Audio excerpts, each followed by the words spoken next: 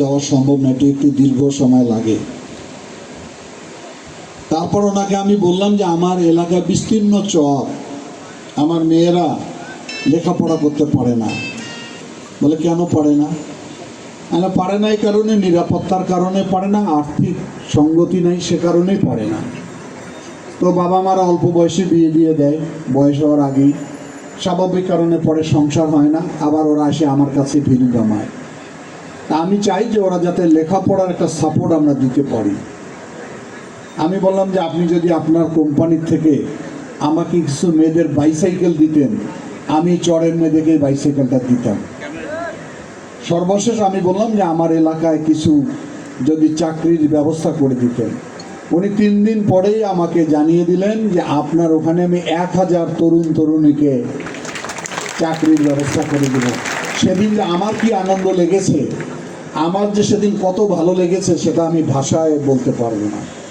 কারণ প্রতিদিন বাবা মারা বা তোমরা সবাই আমার কাছে ভিড় করো শুধু একটা কর্মসংস্থানের জন্য। বাংলাদেশের কর্মসংস্থান তৈরি করা খুবই কঠিন, তবে বেশিরভাগই যান সরকারি চাকরির জন্য আমরা হন্যা হয়ে ঘুরি। সরকারের চাকরি দেওয়ার ক্ষমতা খুব সীমিত। সাম্প্রতিক সময় পুলিশের একটা ইন্টারভিউ চলমান আছে, সারা জেলা হয়তো 30-35 জন নেবে, আবেদন করছে 2500। এটা ধাপে ধাপে রিটেন হচ্ছে, তারপর ভাইবা হবে কয়জনকে দেওয়া সম্ভব হবে। অন্য জায়গায় নিয়োগ নাই, তাহলে বেসরকারি জায়গায় নিয়োগের সবচেয়ে বড় সুযোগ।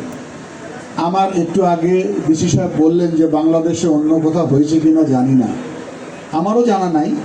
আমাদের এই অঞ্চলে যে ওনারা শুধু এসে আমাদের এই অবস্থাটাকে বিবেচনা করে ওনারা এই সিদ্ধান্ত নিয়েছেন, এর জন্য আমার সবচেয়ে বললাম যে সবচেয়ে বেশি আনন্দ লেগেছে। এখন তোমাদের উদ্দেশ্যে দুটি কথা বলবো। আমাদের এলাকার লোকে বলে আয়োডিন সর।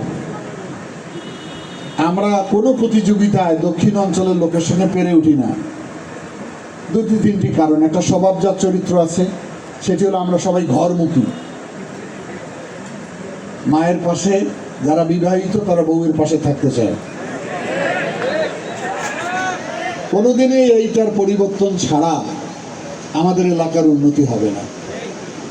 আমি এর আগেও 2001 সালে আপনাদের এমপি ছিলাম, মন্ত্রী ছিলাম, আবার একটা গুরুত্বপূর্ণ দায়িত্ব দিয়েছি। প্রতিদিন যারা আমার সঙ্গে দেখা করে এই অঞ্চলে, বৃহত্তর রংপুরে, তারা সবাই যায় বদলির তদবির নিয়ে। কোথায় আছে? বগুড়ায় আছে। কোথায় যেতে চান? লালমনিরহাট যেতে চাই। লালমনিরহাটের লোক যদি বগুড়া চাকরি করতে না চায়, সেই জেলার কোনোদিন উন্নতি হবে না। প্রতিদিনেই যে কজন ছিল ঢাকায় সব চলে আসছে ইতিমধ্যে, কেউ আর নাই। প্রথম দিন ওই ছেলেটা যায় আমার কাছে, আমি যখন অনেক বুঝাই যে বাবু তুমি কেন যেতে চাও, ঢাকা হলো একটা বৃহৎ পরিসরে বহু